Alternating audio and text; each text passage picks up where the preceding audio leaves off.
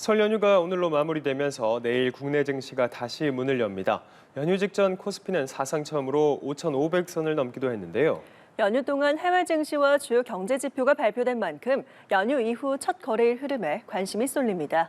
김채영 기자의 보도입니다. 연초 이후 숨가쁘게 달려온 국내 증시. 코스피는 연휴를 이틀 남겨두고 종가 기준 사상 처음으로 5,500선을 돌파했습니다. 연휴 바로 전날은 소폭 하락했지만 장중 5,580선을 돌파하며 사상 최고치를 경신하기도 했습니다. 명절을 앞두고 관망세가 나타나는 게 일반적이지만 개인과 기관의 매수세가 유입되며 지수는 소폭 조정에 그쳤습니다. 코스피 5,500선 돌파의 중심에는 반도체가 있었습니다. D램 가격 상승 기대가 이어지면서 삼성전자와 SK하이닉스를 중심으로 기업이익 추정치가 상향 조정되며 지수를 끌어올렸습니다. 다만 업황 흐름이 꺾일 경우 지수 부담으로 이어질 수 있다는 지적도 나옵니다. D램 가격이 급등하게 되면 반도체 업황 자체가 본격적으로 꺾일 수가 있어요. 그 선물 시장의 차익 거래, 프로그램 매매 중심으로만 지금 거래를 하고 있는 거라고 보시면 될 것 같아요.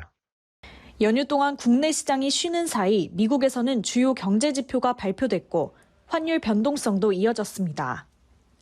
이들 재료가 연휴 이후 개장과 함께 한꺼번에 반영될 가능성이 큽니다.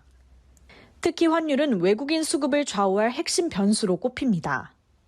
있을 수 있다. 특히 이제 원화가 조금 더 추가적으로 강세가 되면 외국인 자금의 어떤 추가 유입 가능성도 상당히 좀 커질 수 있는 부분들이 있어서 달러 약세 현상이 만약 조금 더 이어진다라고 하면 국내 증시는 우호적으로 작용할 것 같습니다. 6,000포인트는 달성 가능하지 않을까 좀 생각을 하고 있습니다. 과거 설 연휴 이후 첫 거래일을 보면 지난해를 제외하고는 코스피는 평균 1% 안팎, 코스닥은 1에서 2%대 상승 흐름을 보였습니다. 다만 직전 급등 이후에는 단기 조정이 나타난 사례도 있었던 만큼 눈높이가 높아진 상황에서 변동성 확대 가능성도 배제할 수 없습니다. 5,000피를 넘어 6,000피 기대까지 언급되는 상황. 설 연휴 이후 첫 거래일이 연초 랠리의 연장선이 될지 아니면 속도 조절의 신호탄이 될지 시장의 관심이 집중되고 있습니다. 연합뉴스TV 김채영입니다. 이재명 대통령이 설을 앞두고 민생과 경제, 외교 안보 분야 등에서 이룩한 성과를 직접 공개했습니다. 이 대통령은 오늘 유튜브 커뮤니티에 설을 앞두고 우리 정부가 이뤄낸 민생과 경제, 외교 안보 등의 분야에서 역대 최고, 최대 성과들을 추려봤다며 카드뉴스 형태로 33개의 성과를 정리했습니다.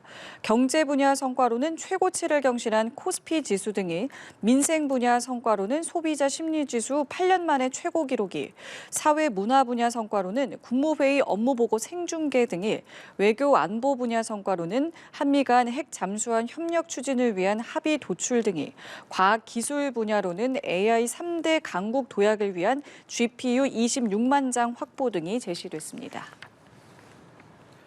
자, 올해 들어서만 코스피가 30% 넘게 오르면서 가파른 상승세를 이어가고 있습니다.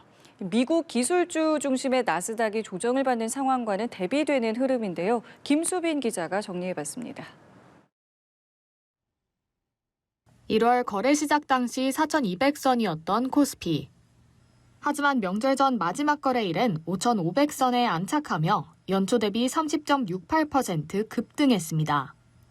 최근 1년으로 보면 약 130% 폭등했는데 지난해 초부터 이어진 코스피의 파죽지세 흐름이 올해도 이어지고 있는 겁니다. 같은 기간 뉴욕 증시는 비교적 약세를 보였습니다. 기술주 중심의 나스닥 지수는 연초 이후 2.99% 하락했고 S&P 500도 약보합권에 그치고 있습니다. 주가 지수가 5,000포인트를 돌파했다고 다들 기뻐하기도 하고 또 칭찬해 주기도 하고 대한민국의 기업들이 제대로 평가를 받으면 첫째로는 우리 국민 모두의 재산이 늘어나는 겁니다. 이 대통령이 대선 후보 시절 투자했던 코스피 200 추종 상장지수 펀드 역시 매수 이후 130% 넘게 상승해 원금 이상의 수익을 낸 것으로 추정됩니다. 해당 ETF 순자산도 6조 원대에서 16조 원 규모로 불어났습니다. 수급 측면에서도 변화가 감지됩니다. 개인 매수세가 시장을 떠받치는 가운데 외국인 보유 시가총액도 1,700조 원을 넘어섰고 비중 역시 사상 최고 수준으로 올라섰습니다. 반도체는 개인 투자, 그리고 나머지 업종들은 외국인 개인 이런 수급 구도가 좀 시장을 좀 더 단단하게 만들었다고 생각합니다. 상반기까지는 실적 전망치가 올라가는 만큼 추가 상승 여력 더 달릴 수 있다고 생각하고 있습니다. 일부 증권가에선 반도체 슈퍼사이클 기대를 반영해 7,000선 전망도 내놓고 있습니다. 다만 단기간 급등에 따른 피로감과 글로벌 통화정책 및 대형 기업 공개 일정 등은 여전한 변수입니다. 5,500선을 넘어선 코스피가 다음 이정표를 향해 나아갈 수 있을지 투자자들의 시선이 쏠리고 있습니다. 연합뉴스TV 김수빈입니다. 이번 설 연휴 가족들과 이런저런 이야기 많이 나누셨을 텐데요. 국내 증시가 연일 최고가를 달리고 있는 만큼 주식 얘기도 빠지지 않고 나왔을 것 같습니다. 하지만 이런 불장에서 나만 빼고 다 버는 것이 아니냐는 이른바 포모 심리는 경계해야 한다는 조언입니다. 김주영 기자입니다. 코스피 불장에서 나만 뒤처지는 것 아니냐는 이른바 포모 심리가 확산되며 개인 투자자들이 대거 시장에 뛰어들었습니다. 지난달 개인의 유가증권 시장 거래 대금은 약 273조 원으로 전달보다 88% 넘게 급증했고 작년 동기 대비로는 3배 이상 늘었습니다. 증시 대기 자금인 투자자 예탁금도 처음으로 100조 원을 넘어섰고 주식거래 활동 계좌 수도 1억 개를 돌파했습니다. 이처럼 지난달 파죽지세로 오르던 코스피가 이달 들어서는 하루 간격으로 급등과 급락을 반복하며 그야말로 롤러코스터 장세를 보이기도 했습니다. 프로그램 매매를 일시 중단하는 사이드카도 한 주에만 3차례 발동됐습니다. 출렁이는 장세에도 상승 추세는 지속될 것이란 전망이 우세한 가운데 개인 투자자들의 비투도 급증하고 있습니다. 신용거래 융자 잔고는 지난달 초 27조 원대에서 꾸준히 늘어 31조 원을 넘어서며 사상 최대 수준을 기록했습니다. 명절처럼 친척이나 주변 지인들의 수익 사례가 공유되는 시기에는 사회적 비교 심리도 더욱 강해집니다. 이에 연휴 직후 추격 매수가 늘어날 가능성도 배제할 수 없습니다. 하지만 조급한 투자는 경계해야 한다는 목소리도 나옵니다. 올라갈 때 분위기에 이제 실려서 샀다가 내리면 또 금방 또 손해보니까는 못 기다리고 바로 팔아서 또 손실 감소하고 이런 게 반복돼서 결국은 주가 지수 자체가 올라도 개인이 이제 돈을 버는 경우는 생각보다는 그렇게 많지는 않거든요. 기대 수익률로 보면은. 전문가들은 한동안 상승 추세는 이어질 것이라고 전망하면서도 변동성도 작지 않은 만큼 비투와 단타 거래는 지양해야 한다고 조언합니다. 연합뉴스TV 김주영입니다. 네, 최근에 증시가 강세를 나타내고 있죠. 그런데 부자들은 어떤 종목을 많이 담았을까요? 올해 들어 고액 자산가들의 투자 자금을 분석해봤더니 국내외를 가리지 않고 반도체와 인공지능 관련 종목에 절반 가까운 자금이 몰린 걸로 나타났습니다. 김채영 기자의 보도입니다. 올해 들어 고액 자산가들의 투자 방향은 비교적 분명했습니다. 새해 들어 증권사 계좌 평균 잔액이 10억 원 이상인 고액 자산가들이 국내 주식시장에서 가장 많이 순매수한 종목이 뭔지 봤더니 삼성전자였습니다. 국내 주식 전체 순매수액의 약 30%가 삼성전자에 몰렸고 SK하이닉스까지 더하면 절반 가까운 자금이 반도체주에 투자됐습니다. AI 확산에 따른 데이터 센터 투자 확대와 메모리 반도체 수요 증가 기대가 반영된 결과로 풀이됩니다. 해외 주식 투자에서도 고액 자산가들의 선택은 AI로 모아졌습니다. 가장 많이 담은 종목은 미국 빅테크 기업 구글 모회사 알파벳이었습니다. 알파벳은 생성형 AI 모델과 데이터 센터 인프라, 로보틱스까지 AI 생태계 전반을 아우르고 있다는 점에서 중장기 성장성이 높게 평가받고 있습니다. 전문가들은 고액 자산가들의 투자에서 단기 변동성보다는 장기 산업 흐름을 중시하는 특징이 뚜렷하다고 설명합니다.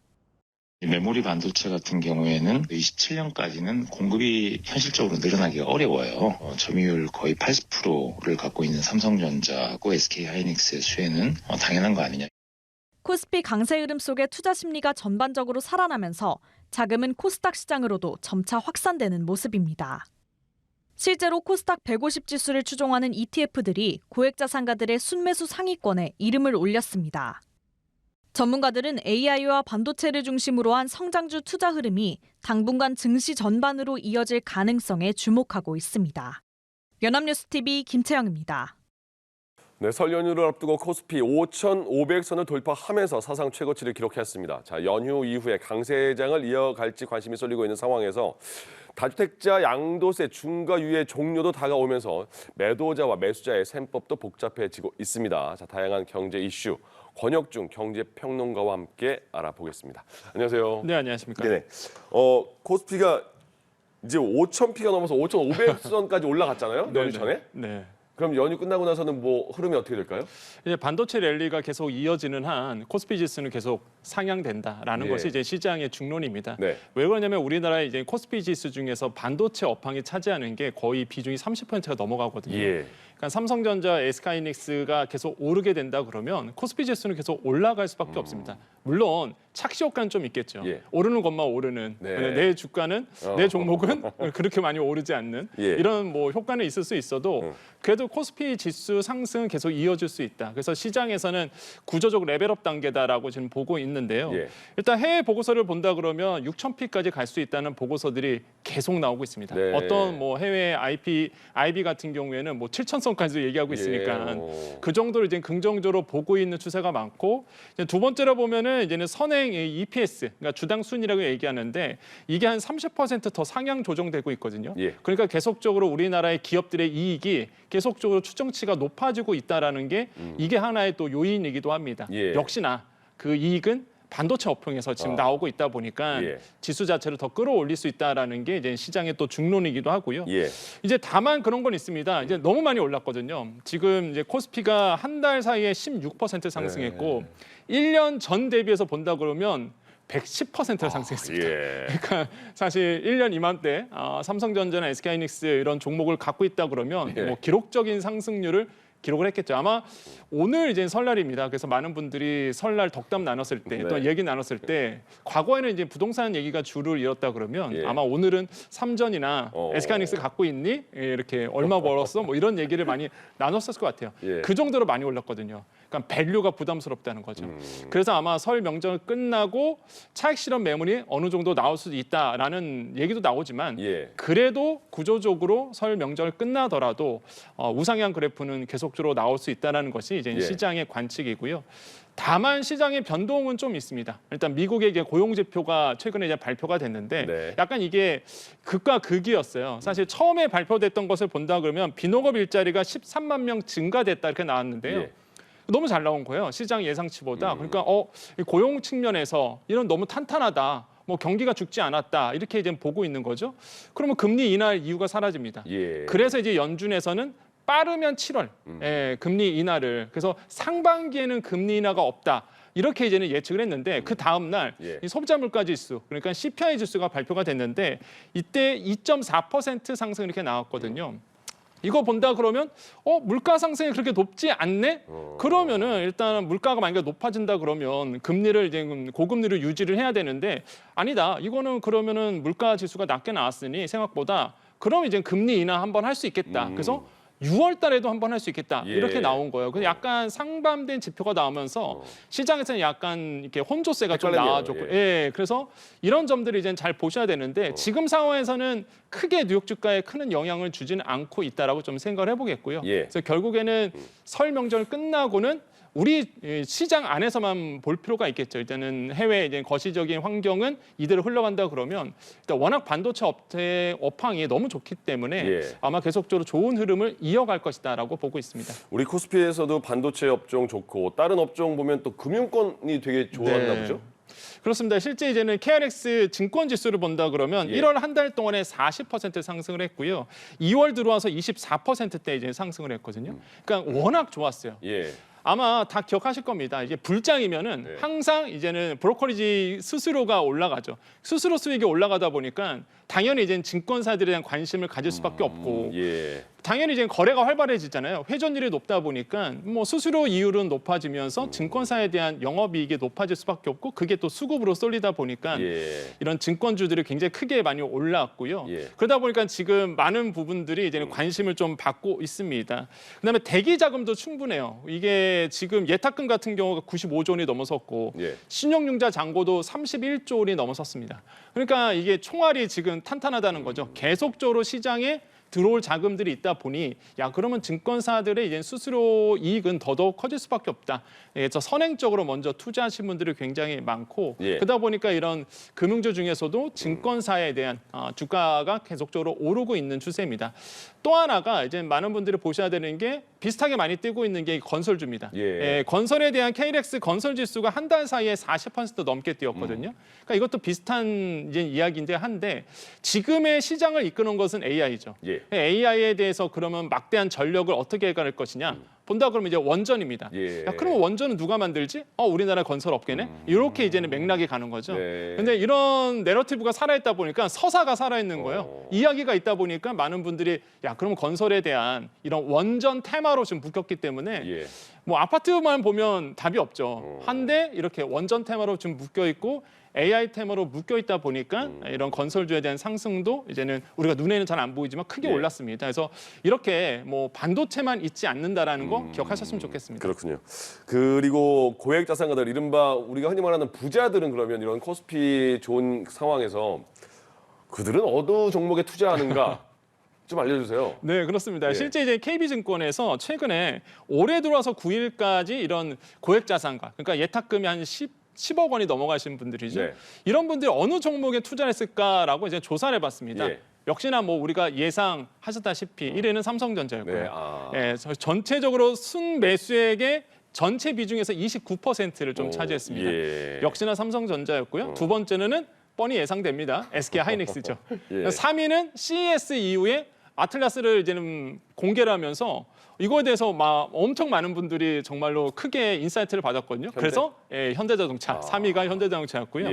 뭐 4위는 뭐 두산 에너빌리티, 그다음에 5위가 네이버, 알테오젠 이런 순서대로 갔는데 그래서 이제는 많은 자산가들이 이런 반도체 섹터에 대해서 또한 기술에 대해서 많은 이제 투자를 하고 있다라고 보시면 되겠고요. 또한 눈에 띄는 것은 역시나 이제 코스피 말고 코스닥 쪽에 또 투자를 하신 분들이 있습니다. 그래서 코스닥 150, 그다음에 150 레버리지 여기에도 또 투자를 좀 하셨고 해외 종목 같은 경우에는 역시나 구글이었습니다. 그러니까 알파벳이죠. 그래서 알파벳에 대한 이제 투자가 1위였다 이렇게 생각을 해봅니다. 아무래도 이미 아시겠지만 워런 버핏이 알파벳에 투자를 했기 때문에 그래서 이제는 따라 투자하시는 분들이 굉장히 많고요. 그래서 이제는 이렇게 뭐 알파벳 그다음에 마이크론, 테슬라 순위로 이런 고액 자산가들이 많이 투자했어서 수급 자체가 이제 많이 쏠리면서 지수를 좀 상승시켰다라고 판단해 볼 수 있습니다. 그렇군요. 막 이렇게 막 새롭진 않네요, 그렇죠? 그렇습니다. 그 삼성전자는 어디까지 갈 거예요? 반도체가 계속 좋으면 어차피 따라갈 텐데 어떻게 전망하세요? 반도체업과 삼성전자는? 역시나 이제 삼성전자는 계속적으로 좋을 수밖에 없는 구조로 가고 있죠. 이게 단순히 말뿐만 아니라 구조적으로 가고 있다는 게 저는 핵심인 것 같습니다. 일단 첫 번째 의미를 부여한다 그러면 최근에 이제는 인사이트를 줬던 것이 HBM4에 대한 이제는 세계 최초 이제는 양산하고 출하했던 부분이겠죠. 원래는 설 명절 끝난 다음에 HBM4에 대해서 이제 출하할 계획이었는데 고객사에서 그렇게 빨리 요구했다라는 거죠.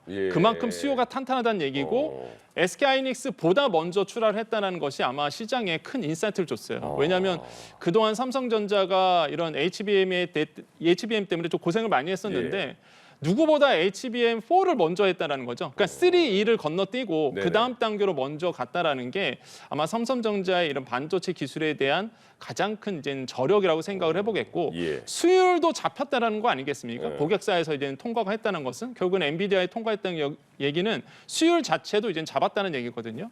그러면 이제는 삼성전자에 대한 더욱 기대치가 높아질 수밖에 없고 이게 실적으로 증명되고 있죠. 그래서 지금 보시면 아시겠지만 삼성전자, SK하이닉스의 올해 합산 영업이익이 300조를 넘어갈 거다. 이런 전망도 나오고 있고 어떤 뭐 증권사들은 더 많이 나올 수도 있다. 이런 얘기가 나오거든요. 그래서 이제는 아까 보셨다시피 이제 EPS라든지 아니면 펄을 보더라도 PR을 보더라도 아직 주가가 아직도 낮다라는 평가가 많습니다. 그래서 더 오를 가능성도 이런 구조적으로 지금 업사이클링에 타고 있기 때문에 저는 굉장히 좀 긍정적으로 보고 있다고 생각을 해봅니다. 아까 부자들 주식 말씀하실 때 코스닥도 살짝 언급해 주셨잖아요. 근데 지금 코스닥 상황은 어떤지 알려주세요. 코스닥 지수를 추종하는 ETF들의 관심이 쏠리고 있다. 요 말 자체도 설명해 주세요. 요 말 자체. 그러니까 이게 코스닥이 이제는 정부가 코스닥 살리기에 나선 거는 다 아실 겁니다. 그래서 밸류 프로그램도 계속 운영되고 있고요. 코스닥에 대해서 계속적으로 활성화 정책을 내놓고 있죠. 그러면 뭐 이재명 대통령께서 말한 것처럼 뭐 시장을 이기는 정부도 없고 정부를 이기는 시장도 없다. 그 말 뜻이 바로 여기에 있는 거죠. 예. 코스피 살리겠다고 해서 코스피가 너무 빨리 5,000피가 넘어갔어요. 이제는 코스닥을 활성화시킨다고 합니다. 그러니 이제는 포모에 약간 두려우신 분들이 있습니다. 아, 나는 코스피는 못 탔는데, 예. 삼성전자를 못 탔는데, 근데 이제는 코스닥이라고. 그래서 이제는 코스닥 시장에 이제 노크를 하게 되는 거죠. 그런데 문제가 하나가 있습니다. 그동안 코스피만 하다 보니까 네. 코스닥에 어떤 종목이 있는지를 모르겠는 거예요. 예. 야, 그러니까 그냥 코스닥 150 그냥 ETF 타자. 그냥 한마디로 이제 ETF라는 건 결국에 한 바구니에 좋은 걸 몰아놓은 거거든요. 예. 그래서 지수입니다. 이거 지수 추종 ETF라고 얘기하는데 코스닥 지수를 추종하는 이런 어떤 ETF 상품에 그냥 투자를 그냥 하신 거죠. 그럼 코스닥 움직임에 따라서 그냥 가는 맞습니다. 거예요? 흘러가는 거예요? 지수 종목, 지수 추종이다 보니까 예. 코스닥이 오른다 그러면 당연히 이제 150 종목이 같이 오르게 되거든요. 그래서 이제 상승이 나오는 거죠. 예. 그래서 우리가 ETF를 봤을 때 지수 추종도 있고 종목 추종이 있는데 네. 지금은 이제 많은 분들이 투자했던 것이 지수 추종, 코스닥 지수를 추종하는 ETF에 돈을 던졌는데 여기에 투자했는데 수익률이 드라마틱한 거죠, 지금. 예. 그래서 굉장히 잘 나와주고 있고 그러니까 코스닥 종목을 모르세요. 많은 투자자분들이. 예. 뭐 그게 알테오제 이전 상장 이슈도 있고 네네. 여러 가지 뭐 2차 전지주, 바이오 다양하게 있는데 종목을 모르다 보니까 예. 그냥 지수에 추종하는 ETF 상품에 투자를 했고 그게 또 수급이 몰리다 보니까 크게 이제 올랐던 부분도 있겠고요. 이러한 어떤 기대감이 지금 코스닥 시장에 그대로 녹여져 있다라고 생각을 해보겠고요. 아마 정부가 과연 코스닥 시장을 어떻게 활성화시킬지 그 기대감이 지금 지수를 끌어올리고 있다 이렇게 생각해 봅니다. 알겠습니다. 설 차례상 준비하는데 막 뭐 4인 가구 기준으로 얼마나 나오잖아요. 근데 네. 보니까 대형마트는 27만 원이고 전통시장 23만 원이다. 작년보다 4% 올랐다. 이게 범정부 보니까 물가 대응 TF도 구성했는데 네. 물가는 지금 어떻게 봐야 되는 거예요? 일단 물가 자체는 소비자 전체적인 물가 지수는 낮습니다. 예. 2% 초반이잖아요. 그리고 1월 달 같은 경우 2% 나왔는데 그러니까 굉장히 낮아요. 그런데 네. 문제는 아까도 말씀 주신 것처럼 앵커님이 이제 먹는 물가가 좀 높습니다. 예. 그러다 보니까 설 명절 물가가 전년 대비해서 이제 4% 그러니까 전통 시장이나 대형마트 각각 4% 정도 이제 올랐거든요. 예. 거기에 보면은 이제는 차례상 물건들이 많이 올랐다는 거죠. 실제 이 조사는요 서울시 농수산식품공사에서 내놓은 자료이기도 하고요. 예. 최근 자료이다 보니까 아마 설 명절 보내실 때 물가가 좀 올랐구나라고 아마 체감을 하셨을 겁니다. 근데 문제는 네. 앞으로의 사실상 물가는 우리가 체감하는 물가는 더 높아질 수밖에 없다라고 지금 보고 있는데요. 예. 일단 석유로 가격이 낮아지면서 전체적인 CPI 지수는 내려갔거든요. 그런데 우리가 체감적으로 많이 하는 거는 먹는 겁니다. 네. 이 먹는 물가가 아직 낮아지고 않고 있고 무엇보다 기후플레이션이라고 보통 얘기를 합니다. 예. 이 기후가 이제는 변화가 되면서 먹는 물가는 계속적으로 끌어올리고 있다라는 거죠. 특히 이제는 고등어라든지 갈치가 크게 많이 올랐던 네. 부분이 있습니다. 예. 그래서 아마 고등어 좋아하시는 분들은 좀 부담스럽고요. 저도 고등어 좋아하는데 맞아요. 고등어 100반 먹으니까 요즘에 점심값이 14,000원 이렇게 받더라고요. 엄청 정말 많이 쌉니다. 올랐습니다. 예. 그래서 고등어 가격이 크게 올랐고요. 그러다 보니까 이제 한국은행에서 기후 변화가 국내 인플레이션에 미치는 영향 보고서 이게 이제는 최근에 나왔던 자료인데 평균 기온 1도 올라가면 그게 1년 동안 유지된다 그러면 이게 농수산물 가격을 2% 상향시킨다라고 봤고요. 전체 소비자 물가 지수는 0.7% 상승시킨다라는 업무 보고서를 냈습니다. 그래서 예. 이런 걸 보더라도 이런 기후플레이션에 현실화되고 있고 결국에는 이런 기후로 인해서 기상이변으로 해서 물가가 높아지는 현상은 뭐 올해만 그런 게 아니라 예. 앞으로도 매년 이렇게 일어날 것이다. 이런 점에서는 우리가 경각심을 가져야 할 필요가 있습니다. 이재명 대통령이 거의 매일 그 SNS에 부동산과 관련된 그 언급을 하잖아요. 네. 5월 9일 날 다주택자 양도세 중과 유예 종료시키겠다. 이후에는 그러면 어떻게 바뀔 것인가? 지금 흐름은 어때요? 지금 본다 그러면요. 일단 다주택자에 대한 부분들이 이제 고민들이 좀 많아졌어요. 네. 어떻게 하느냐? 일단 양도를 할까? 예. 그러니까 저가로 이제 매도를 던질까? 아니면은 지금 좀 더 기다려 볼까? 아니면 증여를 할까? 이렇게 예. 이제 아마 세 분류로 좀 나눠진 것 같습니다. 예. 그래서 지금 시장으로 본다 그러면 아마 5월 9일까지 이제는 중과 유예가 이제 종료가 됩니다. 네. 그렇게 된다 그러면 이제는 시장에서 가장 우려했던 것은 이거거든요. 시간이 너무 촉박하다. 예. 그래서 이제 정부가 나왔던 것이 조정 대상 지역에 대해서 이제 유예 기간을 좀 줬죠. 네. 5월 9일까지는 무조건 계약을 해야 되고요. 그 이후에 일단 강남 3구랑 용산구 같은 경우에는 추가 4개월. 요거는 이제는 계약하고 나서 잔금이나 아니면 등기를 치는 거를 4개월 동안 이제 좀 기다려 주겠다는 거고. 예. 조정 대상 지역이 서울 강남 3구랑 용산만 있지 않습니다. 여기 지역을 뺀 서울 지역과 경기 12곳이 있는데 여기 같은 경우는 6개월을 더 이제는 시간을 줬죠. 그러면 네. 그 사이에 일단은 내가 다주택자로서 물건을 팔아야 된다는 건데 근데 시장은 그런 거죠. 일단은 버티겠다는 분도 굉장히 많습니다. 예. 그럼 이제는 버틴다라는 표현을 쓴다 그러면 결국에는 시장에서는 어떻게 예상하느냐. 정부가 못 버티게 하게끔 한다는 거잖아요. 예. 그럼 결국에는 보유세에 대해서 이제 카드를 꺼내들 것이다라고 지금 보고 있고 그럼 그 보유세는 뭐겠느냐라고 본다 그러면 그러니까 보유세라는 건 결국에는 세율을 건드리게 되는데 세율은 사실 개정사항이거든요. 소득세법 개정을 해야 됩니다. 예. 그래서 아마 시행령으로 할 수 있는 것들을 먼저 할 거다라고 보고 있어요. 그러면 결국에는 이 현실화율입니다. 공시가 현실화율인데 우리가 보통 이제 시세라는 표현을 쓰죠. 네. 아파트 가격은 시세가 있습니다. 시세에 대해서 이제 세금을 매기려고 그러면 사실상 너무 고가입니다. 그래서 우리가 예. 이 공시가를 먼저 책정하게 되죠. 이 공시가를 책정했을 때는 시세에서 공시가 현실화율을 이제 곱하게 됩니다. 현행으로 본다 그러면 그게 한 69% 정도 되거든요. 예. 그럼 이제는 거기서 나오는 현실화율을 곱해서 공시가가 나오는 거고 그럼 공시가에서 세금 매기기에는 또 너무 비싸니까 거기에서 이제는 공정가액 시장 비율을 곱하면 돼요. 공정시장 가액 비율을 이제 곱하게 되거든요. 예. 그게 현재 이제 60%예요. 그러니까 재산세나 종부세나 거의 그 정도 되는데 네. 그러면 결국엔 할 수 있는 거는 공시가 현실화를 높이거나 공정시장 가액 비율을 높이는 방법이죠. 둘 다 갑자기 둘 다 같이 높아진다 그러면 뭐 세율 안 건드려도요. 일단 다주택자는 아마 비싼 집 갖고 계신 분들은 이제 못 버티는 상황이 옵니다. 왜냐하면 이거는 보유세라는 거는 매년 내야 되거든요. 예. 재산세라든지 종부세라든지. 그러다 보니까 지금 아마 가장 현실화 있는 게 소득세법 이런 시행령 개정을 통해서 아마 이런 공정시장 가액 비율이라든지 이제 공시가 현실화를 건드릴 거다. 공시가 현실화율이 문재인 정부 때 거의 90%까지 계획되고 있다가 예. 윤석열 정부 들어와서 그걸 낮춘 거거든요. 그러니까 이게 현실화율을 높인다 그러면 엄청난 저는 아마 부담이 될 수도 있다라고 생각을 해봐요. 그래서 예. 결국에는 다주택들은 이거 매도를 해야 되나 버티기에는 되게 부담스러울 것 같고 이런 상황에 지금 좀 놓여져 있는 것 같다라고 생각을 해봅니다. 알겠습니다. 여기까지 듣겠습니다. 권혁중 경제평론가와 함께했습니다. 고맙습니다. 네, 감사합니다. 예.